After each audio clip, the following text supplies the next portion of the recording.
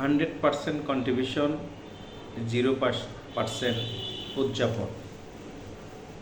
কথাটা যদি একটু উল্টে করে দিই, আলোচনাটা আপনারা বুঝতে পারবেন নিশ্চয়। ছাত্রদের অসংখ্য ধন্যবাদ দিই যে তারা শুধুমাত্র দেশ স্বৈরাচার মুক্ত করেই তারা ক্ষান্ত নাই।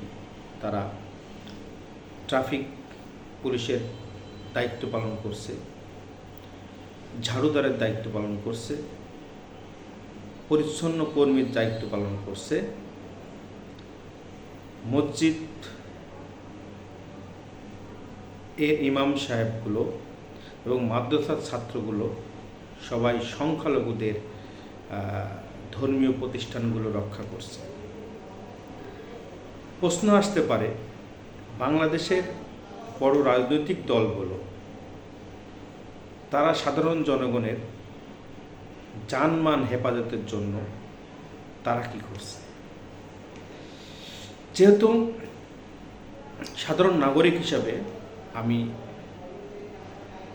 উদ্বেলিত, উৎকণ্ঠা আমারও যেমন বিরাজ করছে, ঠিক অনেকটার মনেই সেটা বিরাজ করছে। বাংলাদেশের জাতীয়তাবাদী দল বিএনপির উচিত হবে যার যার জায়গা থেকে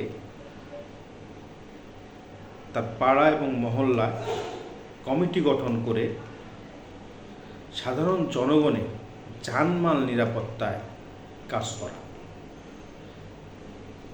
মন্দির এবং সংখ্যালঘুদের ধর্মীয় প্রতিষ্ঠানগুলো হেফাজত করা, নিজেদের ভোটের রাজনীতিতে পরিবেশ সৃষ্টি করা, পাশাপাশি জনগণের কাছাকাছি গিয়ে তাদের এখন থেকে প্রিপারেশন নেওয়া উচিত যে সামনে যদি নিঃসন্দেহে সুষ্ঠু ভোট হবে, আসলে কি বর্তমান প্রেক্ষাপটে অন্য তৃতীয় শক্তি, আমি যেটা বলছি অন্য তৃতীয় রাজনৈতিক শক্তির উত্থান হবে, না বিএনপি ক্ষমতা আসবে বা অন্য কোনো দল ক্ষমতা আসবে, এটা একটা প্রশ্নবিদ্ধ। আমি নিঃসন্দেহে ছাত্র জীবন থেকে আমি জাতীয়তাবাদী দল বিএনপির সাথে সংশ্লিষ্ট এবং জড়িত, তার আলোকেই এই কথাগুলো বললাম। ইনশাল্লাহ আমাদের এলাকার যেগুলো আমি গতকালকে থেকে বলেছি, আমাদের এলাকায় যারা ইয়াং এনার্জেটিক তারা রাজনীতিক আসতে চাচ্ছেন বা যারা আছেন, তারা অবশ্যই পাশে গিয়ে দাঁড়ান, সাধারণ মানুষের পাশে দাঁড়ান, এই সংখ্যালঘুদের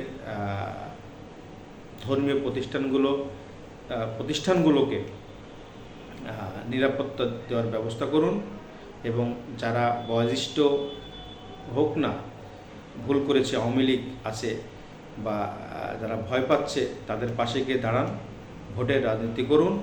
ইনশাল্লাহ সাধারণ মানুষ আমাদের ভোট দিবে, আমরা একসময় ক্ষমতায় আসব এবং জনগণের পাশে থাকব, এই প্রতিশ্রুতি দিন। সবাই ভালো থাকবেন, সবাই সুস্থ থাকবেন, সবার সুস্বাস্থ্য কামনা করি। আসসালামু আলাইকুম।